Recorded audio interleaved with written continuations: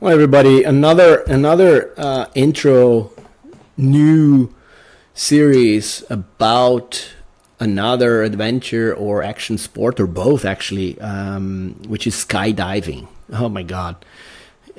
This is sort of my primary logo, right? You get the little figure there, kind of skydiving. This is just, it's what it is, right? I think it's what everybody thinks when you talk about a extreme or action sport. Maybe the first thing that comes to everybody's mind is like, oh, do you skydive, right? Do you jump out of planes? And so I have to talk about it. I am not at the skydiving level as some of the other things that I do, right? Skiing or scuba diving or mountaineering or car racing. I've skydived many times, but again, I'm not at that expert level by no means. So I'm going to interview some people, some friends who are regular folks like you, and probably you, definitely like me. Have day jobs, some of them in financial services in New York, right? So they commute every day, even after COVID, but they've done hundreds of jumps, and so I'm gonna interview them to ask them about their experiences, tell some of the scary stories, some of the cool stories, right? I think they're just very cool people. I gotta again get to their calendars, find time so I can interview them, but I can definitely talk a little bit about skydiving. It's just look, to start with, it is what most people think about, and when you talk about extreme sports, as I said, it is, I believe, the best sensation ever. That's that simple, right? And again, it's coming from someone who's done a ton of other stuff. It is just mind blowing, right? Especially the first time, first, second, third. Well, maybe not after that, because you get a little bit used to, falling off a plane. It is just an amazing experience. It's an amazing feeling that I think transforms people. I always say to everybody, all my friends, like, do it once. At least in your life. You may not like it, do it once, right? Because I think every human being, going through life needs to experience that. Do it. Of course, in a safe manner. As always, everything I say, right, involves, the right team, the right company, the right guiding, the right partner to do it.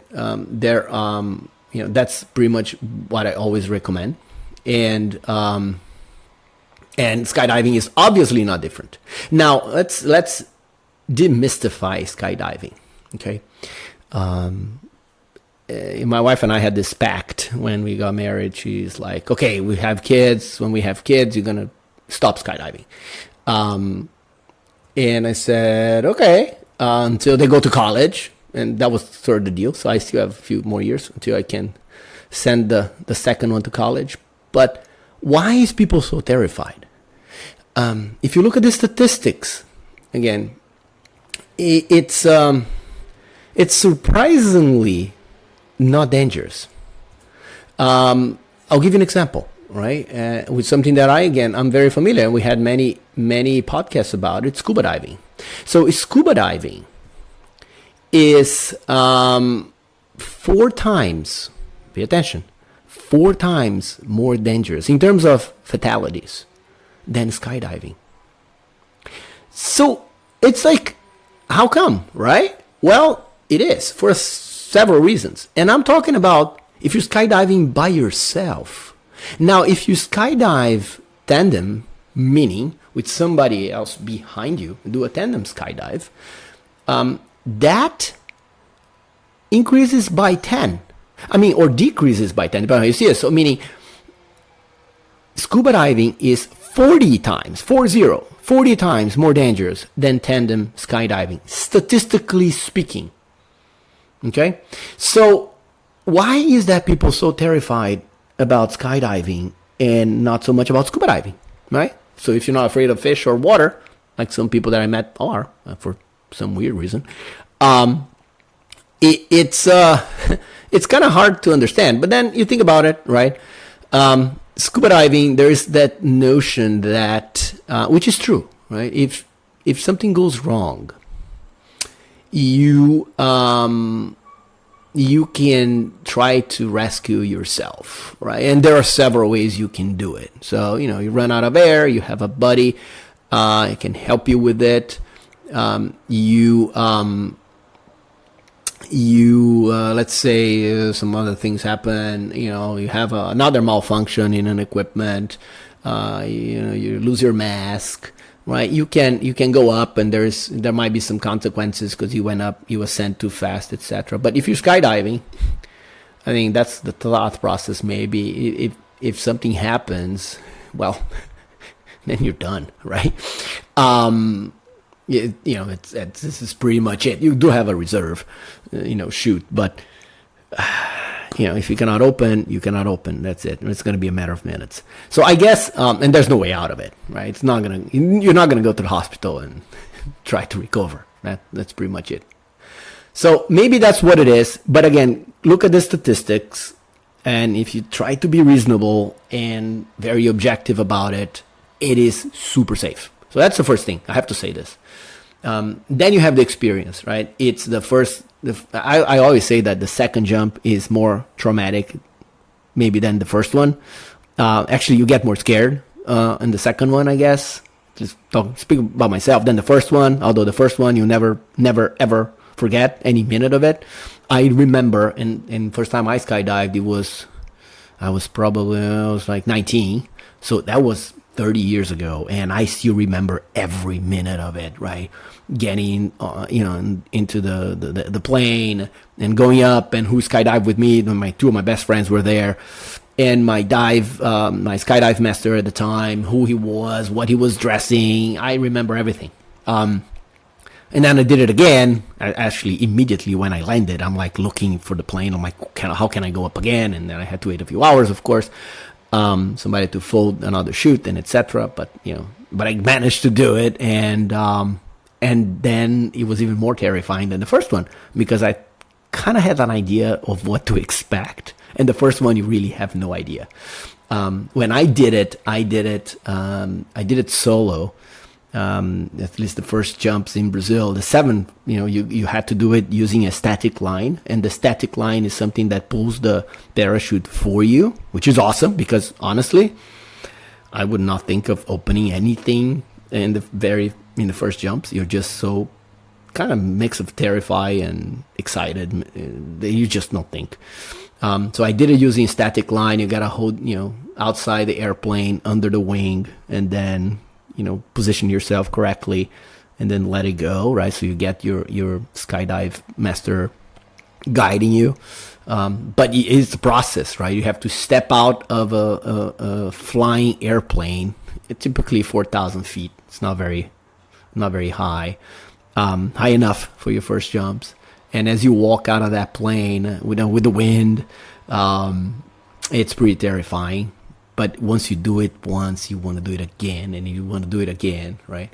There are other ways of doing it. I mentioned about going in tandem with someone. Doesn't require any training at all. You just, show up, but be sure you select the right person behind you. I'm sure you will, and anybody will, if you're willing to do something like that. So I'm not that concerned about, scuba diving, because there is that notion that it's extremely dangerous, which again, is not true. There is something sort of also that you can consider if you really, let's say you do it. I recommend you go tandem. I've never been tandem, but I tell this to my kids if they want to do it. I don't think they will, though. Anyway, I hope they do. I said, look, you guys can go tandem. Maybe I'll have to go tandem again, because it's been a while since I skydived. Just fine. Then if they like it, or if you guys like it, there is something called, you can go the static line route, kind of an army style, or you can do something called accelerated free fall courses, right? You find them out there, right? You will train. someone in an accelerated fashion in terms of doing free falling skydiving. And you get your certification, right? Typically, you're gonna make like 4 to 8 jumps to develop those skills, right? And then there are different categories, right? That you can achieve, but you will pretty much free fall with 1 or 2 other instructors, right? Who are gonna kind of position your body correctly, etc. So that is pretty cool. There are, again, many options, right? One thing that is not like skydiving, it's funny because I heard about this like this week, is one of those wind tunnels. I forgot the name now. What's the name? I-Fly, something like that. Where you get this huge wind tunnel and you go in and you just float, right? Nothing to do with skydiving, to be honest. A friend told me, yeah, I did it. It's like skydiving. I'm like, no, nope. It's not, right? You go to a big fan and pushes you up. I haven't done it. My kids did it in like a birthday party or something, so that was okay. But it's not what we're talking about. Again, just to sum it up, amazing experience. I'm gonna say it out loud, as I always say to my friends: do it once at least. Go tandem with someone. Do it once. It will change your life. You may never do it again, but it will change you. And maybe you are gonna get the bug, and you're gonna land, and you're gonna have so much adrenaline running and endorphin and everything afterwards. You're like, I want to do it again, right? Happened to me. And then you're gonna do it again, and then you're gonna do it again. Because again, I'm not a super expert in the subject, although I love it very much. I'm going to interview. The next episodes are going to be about bringing a couple of my friends who have a few hundred jumps under their belt, and they're going to talk about their experience and how they got there, right? What it takes to go from a few jumps to a dozen jumps to several hundred. So more to come on this one. I would just like to kick it off with today's intro episode to tell you a little bit about it and my passion, and hope get some people excited about looking to skydive in the near future. Talk to you guys later. Cheers.